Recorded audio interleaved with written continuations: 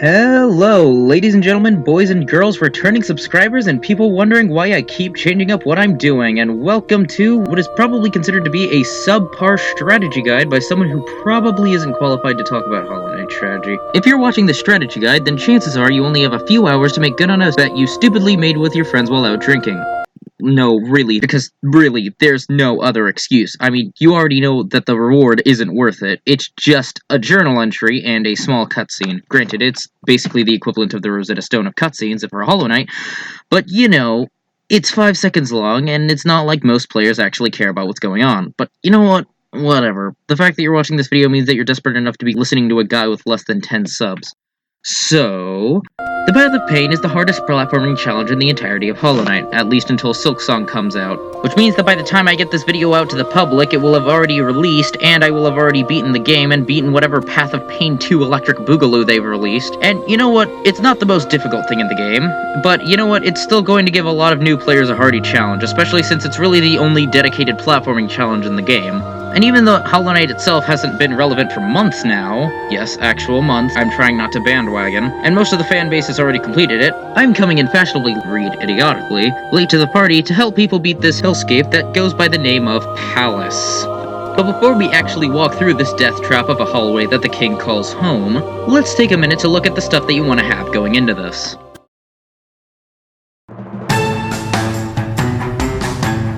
All of it. Okay, all joking aside. Charms will probably be the thing that make or break your run, so it's important that you understand how each charm will actually affect it. Even the charms that seem like they would be no-brainers actually do make some parts harder than it would be.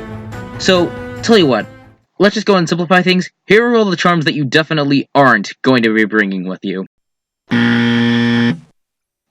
Yeah, it's kind of a lot. Now, obviously, I'm not going to go over all of them, just the important ones for time's sake. So, for instance, Lifeblood charms are instantly gone because they don't regenerate, and why would you ever pick something that prevents you from regenerating your health in a platforming gauntlet? The movement charms are also gone, Dash Master and Sprint Master, mainly because they provide little benefits other than the ability to dash downward, which isn't really a good idea. Not only that, but the Sprint Master charm doesn't actually affect your aerial movement as far as I can tell. The summoning charms, Weaver Song and Grimchild, aren't particularly useful until the very end, where they only really provide a small amount of help. So, unfortunately, we can't go in with the meme build. I know, I'm sad too. What's that now? Careful medley? What timeline do you think we are living in? Now, it might seem like you would want to go with Quick Focus as it makes it faster to heal, however the extra speed honestly just isn't worth it. Typically, whenever you're going into these kinds of platforming challenges, it's better to be safer than sorry, and there's really no reason to have Quick Focus. Especially when you consider the fact that Deep Focus exists, and Deep Focus only uses 1 notch of soul for 2 masks, when Quick Focus uses 1 notch of soul for 1 mask, and let's be honest, it's not actually going to be that useful.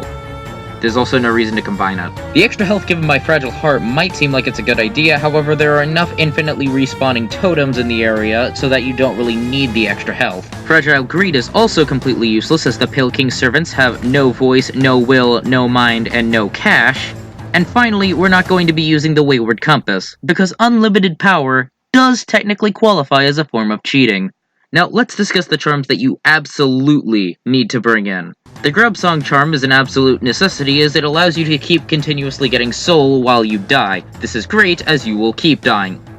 A lot. Especially for the 2 rooms that don't actually have soul totems. Another one that we could talk about is Deep Focus. I did a run in which I combined Deep Focus and Grub Song charm, and I was able to get a lot more soul from dying than normal due to the fact that I now had to wait 2 hits before dying rather than 3 before I needed to heal rather than 3 hits. This allowed me to go on a lot longer than I normally would have. But of course, let's also talk about the final one, Sharp Shadow. Sharp Shadow is great for getting some extra distance and actually skips a lot of the things here. In fact, there's one particular room towards the middle that's basically made completely trivial by it. On the other hand, the room directly before it is an absolute nightmare because of Sharp Shadow. So be careful, as despite how useful Sharp Shadow can be, it can severely change up the run based on whether or not you're using it. And of course, we also have to talk about the biggest elephant in the room, that would be Hive Blood. Hive Blood gives you an infinite regenerating supply of health, however, it only works for the first hit. I'll be honest, I usually don't use this, and I can definitely see why everyone uses this. In fact, I would even recommend that rather than using Grub Song and Deep Focus, that you would use Hive Blood. In fact, I actually recorded a lot of my runs using Hive Blood, specifically to prove a point that either of these charms work just fine. However, I don't particularly like using Hive Blood due to the fact that I just don't like having to wait around 10 seconds for my health to regenerate when I really just want to get back into the action. And, you know, I'd much rather only have to wait about 3 seconds for Deep Focus than have to wait around 10 seconds for Hive Blood. And the final charms that we're going to be going over are just charms that you can swap in and out based on your own playstyle. Hint, most of these are combat-related charms like Strength, Heavy Blow, Fluke Nest, etc. Quick Slash, which you think would actually help you recover, doesn't help that much due to how spaced out the jumps are. You really don't need it. And besides, remember, these were designed to be beaten without any of the charms, so it makes sense that you don't really need Quick Slash for it.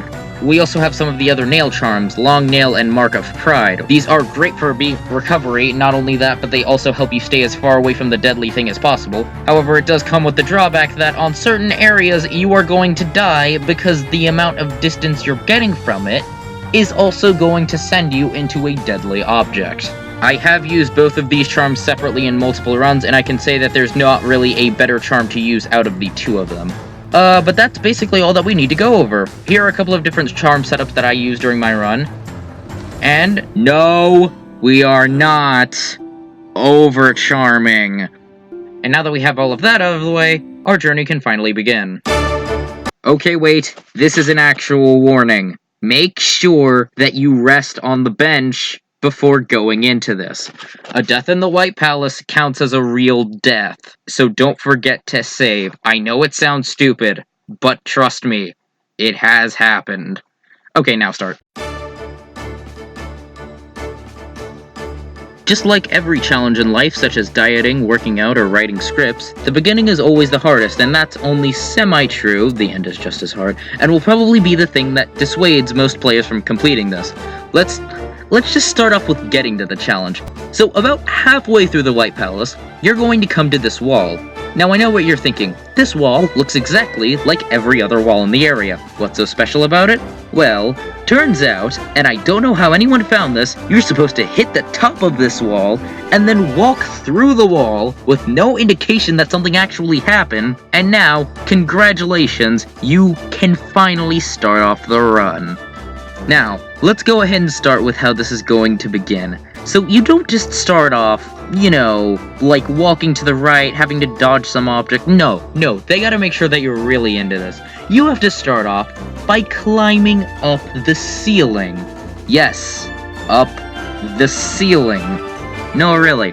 The best strategy that I could find for this is to jump, dash, and then double jump in order to get over each particular wall. This usually just helps for getting extra distance, although you don't really need to do this if you have Sharp Shadow. After a fast-moving buzzsaw that you can get past by waiting for it to start leaving, wall jumping twice, jump left, then jump back when the buzzsaw leaves, we get to the wings molds. I hope you like pogo bouncing because that's 90% of this entire challenge. Pogo bouncing, the game. Then you come to this area where you're supposed to dash and jump over to the wings molds, but you can actually play it safe by simply getting right here and using this little spot as a marker, and then just crystal dashing through it. This is going to be an important tip, but crystal dashing often gets you through a lot of what would be difficult stuff due to the fact that for some reason, the developers keep swapping between you need crystal dash to get through this part, and then this part can be broken with crystal dash. After a few more pogos, you'll end up at this section. Now what you're supposed to do is pogo off of the bugs upward in order to get to the other side. However, what you can just do is pogo off of this first bug and then thread the needle in order to get into this area. I find this to be significantly easier than just going around them. Yes, this is true. I use this more often. It's a lot less tense than having to pogo off of the bugs. And besides, typically in these kinds of runs you want to try to get every shortcut you can get because it means that you get to spend less time in this godforsaken arena. After that, we're going to do a bit of a wall jump stall so that we can accurately time our descent downwards. You can also just press the crystal dash button repeatedly, however I find that just wall jumping is more effective. Wait until the buzzsaw is at its peak, then pogo bounce off of it until it starts lowering down. Then dash over to the right side of the wall and then rather than actually wall jumping, simply repeatedly mash the crystal dash button, as rather than jumping, you will simply cling onto the wall and slowly slide down it, because wall jumping would be too risky as the buzzsaw could hit you on your way down, or you could hit the top buzzsaw. After the buzzsaw goes past you, you can go ahead and fall down. However, you need to be absolutely careful that you saved your double jump, because this part is pain. Welcome to the death drop. So, to start off this death drop, you want to make sure that you wait until the buzzsaw at the bottom is on screen, then double jump. This should give you enough time to correctly readjust yourself so that you can time the pogo jump, as I have had this fail many times. Then you're simply going to move over to the right, or just dash, as that usually gives you enough distance in order to be able to make it. Then pogo bounce off of this one, and surprise! Death drop 2. Use this buzzsaw in order to realign yourself, then continuously pogo over to the right, and make sure that you're careful about threading the needle on this one, and move just a teensy bit over to the right if you're too far to the left, and congratulations! You've completed the first room. Okay, so that was obviously a lot to go over, and it's way more difficult than I'm making it sound. Or easier, maybe. However, the best tip that I can offer you is that if you crystal dash at the beginning of the area, you'll find one of the infinitely regenerating soul. The totems that show up on the path of pain infinitely regenerate soul, so they effectively act as checkpoints. However, keep this in mind. Even though all totems have respawn points, not all of the respawn points have totems. This distinction will come up later. Oddly enough, this next part is the easiest. Just make sure to give yourself enough height to clear up the wall, and remember that clinging onto a wall resets both your double jump and dash, and you should be good. After some wall jumps, we come to this Super Meat Boy-esque room requiring tight wall jumps. The best tip that I can offer is to start pogoing off of this saw, then dash while holding down, then pogo, then jump. This is just to be safe. This is important as if you have Dash Master, then you can't hold down while dashing to pogo. In fact, the downward dash is why I don't use it. In case you are, you can just dash and jump to make it across and into the next room. And...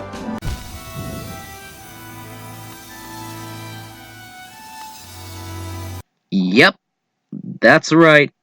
Not a single totem. And if you get hit, you don't go back to the original totem, you go back to the start of the room. Now, this is where any sane person would equip the Hive Blood charm, but let's be honest now, you are watching my video. You are not a sane person. Wait until the buzzsaw starts moving towards you, then dash, then jump to get above this wall, and wall jump stall until the buzzsaw is a good distance away. Then jump and dash. Okay, that's the normal way. I feel bad for the innocent soul who brought Sharp Shadow. Now, I know what you're thinking. What exactly makes this room so difficult for the Sharp Shadow user? Well, Sharp Shadow sends you a lot more forward than you would normally go, meaning that you can't technically make this jump, as any attempt to use the Sharp Shadow would result in your death. Now, I know what you're thinking. Why not just find a way to initiate the Shade Cloak so that you can dash again, while the Shade Cloak is in the middle of its cooldown? Well, the only way, and I mean the only way to make this happen, is to go into the previous room, stand at the very edge of the platform, wait until you hear the sound cue to know whether or not the buzzsaw is gone, then dash, then fall down, and then dash, and then jump. At the very least, it gets easier because the Sharp Shadow can basically just clear the rest of this gap. So you have that, but other than that, this is very ridiculous. Luckily for all the people who did bring in Sharp Shadow, this is the hardest part of the Divergent run, meaning that the rest of the run is actually going to be a cakewalk for you. Well, congratulations to all, though. You did it. Your reward for getting through 2 rooms without a totem is going through another room without a totem. And this is probably the hardest of the 3, or the easiest of the 3, depending on whether or not you have Sharp Shadow. Wait for the buzzsaw to start leaving, then start dashing. Get up to the spikes and start pogoing. Be very careful, as any nail length charms can send you into the ceiling, which kills you. And remember, no totems, unless you have Hive Blood. The best method is to hit the spike and immediately dash. This should prevent you from hitting it, however you should also be very careful about not accidentally running into the wall of thorns afterward. Now, once you manage to hit the ground, pray that the buzzsaw isn't there, and then probably wait for the buzzsaw to leave again so that you can pogo off of it, and then start dashing like a madman for the exit. Now, of course, you can clear the entire spike pit with Sharp Shadow. Yep, Sharp Shadows basically get a freebie for this one. Might as well consider it a reward for clearing that second room. But hey, at least we finally get a soul totem. Continuing on though, dash to get through this part and careful not to hit your head on the buzzsaw and you should be fine. Now, just taking a look at this room, any reasonably sane person would probably ask what lore-related reason Team Cherry could possibly have as to why the Pale King is using so many buzzsaws to guard his secret, rather than just, I don't know, whatever mean tactic trollmakers are using in Mario Maker 2. Like, if he really wanted to protect his secret, he really should have just used a couple of soft blocks, or spawn blocking, or hell, how about just some basic enemy spam? I mean, come on, most super expert levels make this look like baby's first platformer. Can you just tell that Mario Maker 2 was one of the main reasons why this video took so long to come out? Either way, I'm pretty sure just William has a buzzsaw fetish, but the jury's still out on that one. I mean, come on, Delta 2 doesn't even have a single buzzsaw and it still managed to be challenging. Hell, Celeste, one of the best platformers to come out in 2018, didn't have a single buzzsaw. That's creativity at its finest. Either way, after a couple more wall jumps, you'll end up at this room. Now, this does look pretty difficult, however, the entire second part of this room can easily be cheesed by simply clinging to this wall, waiting for the top buzzsaw to leave, then crystal dashing when it's been gone for a few seconds, then stopping, then jumping over it, then dashing. This is the room. It's even easier if you have Sharp Shadow, because you don't even need to pogo off of anything. Like, congratulations. Just, congratulations. At this point, you then hit a switch, fall down a giant shaft, and loop back around to the beginning, and create a bit of a shortcut for you in case you die at this point. However, now, welcome to the Wall of Hell.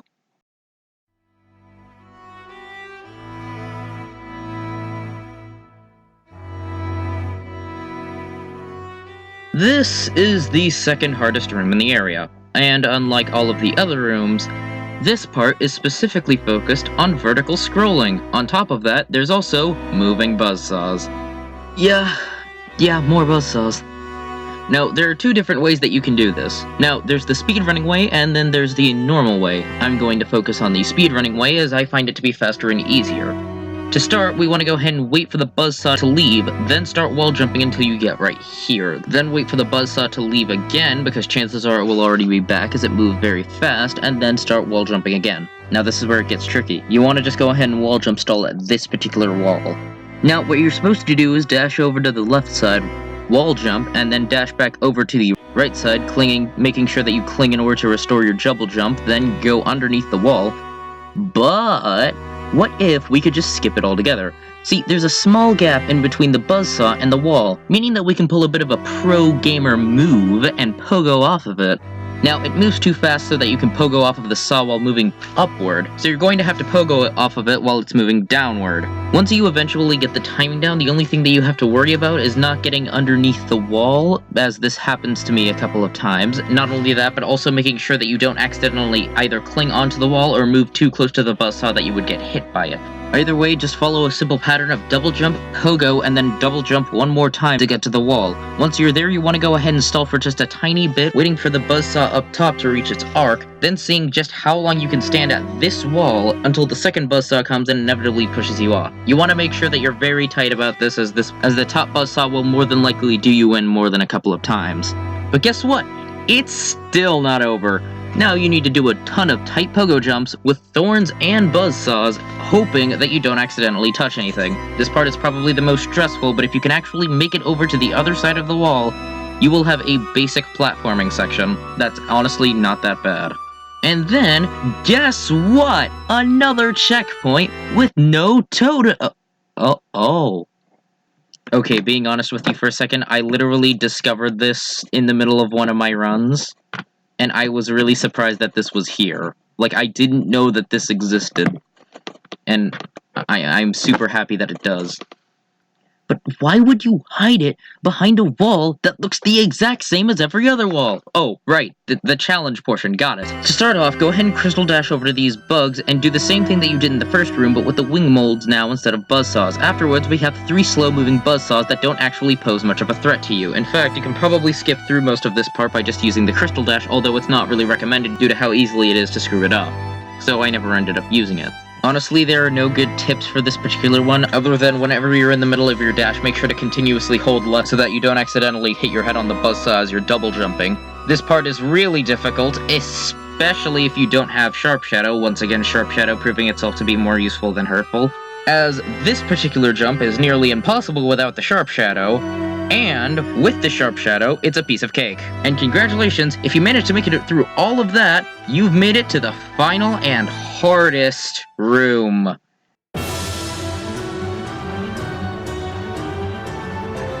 The previous room was difficult because it had vertical platforming and frankly went on for too long. This one, despite being horizontal and actually pretty modest when it comes to its length, is the hardest because it has rhythm. Yep. You have to time your pogo jumps off of these retractable spikes. And, oh boy, I hope you like rhythm games, because that's basically this room. Alright, where to begin? To start, you can skip the beginning portion by just doing a crystal dash off of this wall right here. It's best to try to aim just below the dangly bit of the ceiling, but also not too far low that you would get caught by the vines. This will let you skip the beginning portion to get over to this third wall. This helps you skip a chunk of this final room. Get over to the third wall and continuously wall jump stall so that you can get the timing down for the spikes. The best timing I've found for this is basic... oh, it's blank. Get lucky with it. Once you pogo off with the spikes, you can keep pogoing off of it, only having to use a slight double jump to make sure that you don't accidentally hit the ceiling. Make your way across these moving buzzsaws, once again, be careful not to hit your head on the ceiling, and you get to make it to another set of spikes that you need to pogo off of. And by set, I mean 3 of them. Now, are you ready for this part? Because it is absolutely insane. And, once again, made slightly easier by the Sharp Shadow. Alright, try and follow me here. Wait for the buzzsaw to start moving towards you, then dash, pogo off of the buzzsaw as far to the right of the buzzsaw as you can, hope it goes away, dash underneath the tight wall while praying that the buzzsaw doesn't come back, then double jump, pogo off of this buzzsaw, wait for the buzzsaw on the bottom to move back to the right, then pogo off of that buzzsaw, jump, and then dash through the small gap. Once again, made easier by the Sharp Shadow as you don't need to go as far to the right as possible. This will be the part that kills you the most out of all of them. The jumps are very small, and this bottom buzzsaw is very fast moving, but you know what? I still consider this to be a really good final challenge. And if you manage to make it all through all of that, congratulations, you...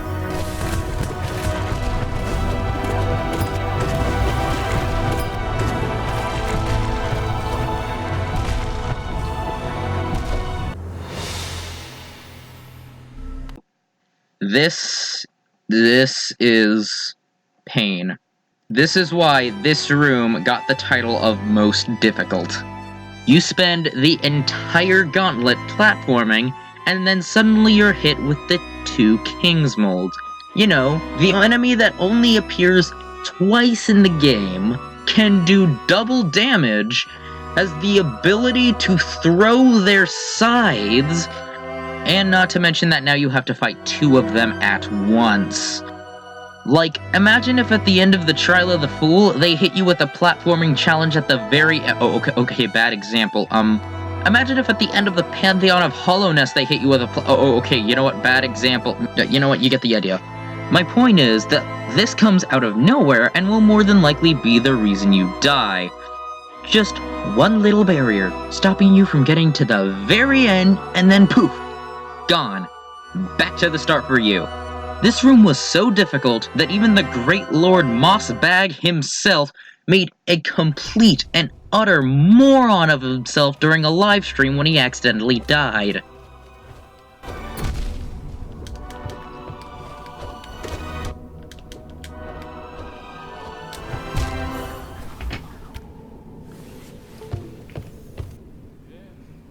This will be remembered as the most embarrassing moment of his career.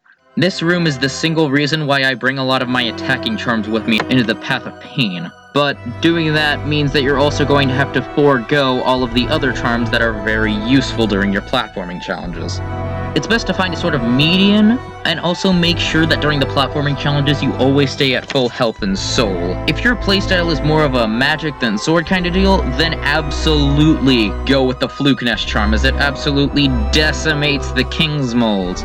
And if you prefer using your nail rather than magic, I would recommend pogoing off of them. However, pogoing off of them does come with some drawbacks, such as their ability to jump backwards, their ability to not get hurt by the thorns, even though they really should, and of course their ability to throw their sides up into the air. This of course is made null if they happen to stand together, but if they happen to be standing apart, which they more than likely will because they're on opposite sides of you, have fun. Now, I'm sure that some of my high IQ players are thinking, well, maybe we can use these thorns as an escape route. Like, if you get low on HP, you can just get hit and respawn back at the beginning of the room. Nope. Wrong. Incorrect. Back to the start for you. As for the King's Mold themselves, the double damage does make them more troublesome to deal with, but overall you can either just spam magic and hope for the best, or pogo off of them. Both come with their fair share of risks. However, just remember the golden rule. When in doubt, Descending Dark. Except for me, because I don't really use Descending Dark in any of my playstyles, please don't be mad. If by some slim chance you manage to make it through all of that, then congratulations, you have officially made it to the end of the Path of Pain. It's finally over. Fun fact, I've said the word buzzsaws like 38 times in this video. Insane. A portion of those came from the final room alone, but you know what? Whatever. You know, it's actually kind of funny. Considering how difficult this challenge is, it seems like everyone who did beat it is under the agreement that there really should have been more stuff like this. More dedicated platforming challenges to test the player's abilities, instead of it being confined to just one area. And from what I can tell, it looks like Silksong is planning on fixing all of this by adding more challenges and expanding Hornet's movement options. Like, she looks to be infinitely more fluid than the Knight ever was, and frankly, I can't wait to try her out. But you know what? Now, I think it's finally time to reap the reward. We've worked for I don't know how long just to complete this one path. We have spent more torturous minutes to getting hit by buzzsaws and having to listen to the annoying, stupid sound of the buzzsaw whirling. Meanwhile, one of the best songs in the game was playing in the background and you couldn't even hear it because you were listening to... So you know what? I think it's finally time. What did we win? What is our reward for going through the hardest platforming challenge in the game? What have you got?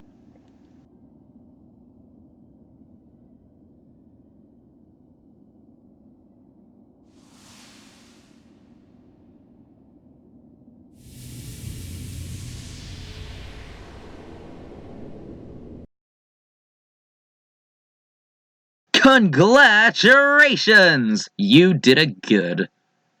Hey, so, sorry that this video took so long to get out. During the production of this video, there were some, technical issues? Yeah, let's go with technical issues. But hey, if you like channels that frequently get technical issues and can't upload because of them, then maybe you should consider, I don't know, subscribing maybe? Leave a comment about what else I could cover? You know, I only have 7 subscribers. And the fact that I even have that many at all means that I have 7 people who aren't very good at making decisions. So, you know, may as well squeeze them out for everything they got. I actually really do like making these scripted videos, and hopefully I can keep making more of them in the future.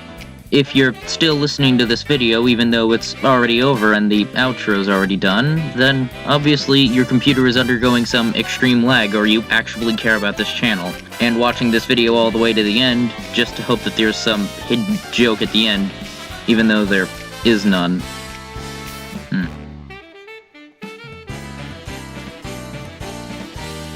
Next time I'm gonna show you how to get the epic Fortnite Victory Royale!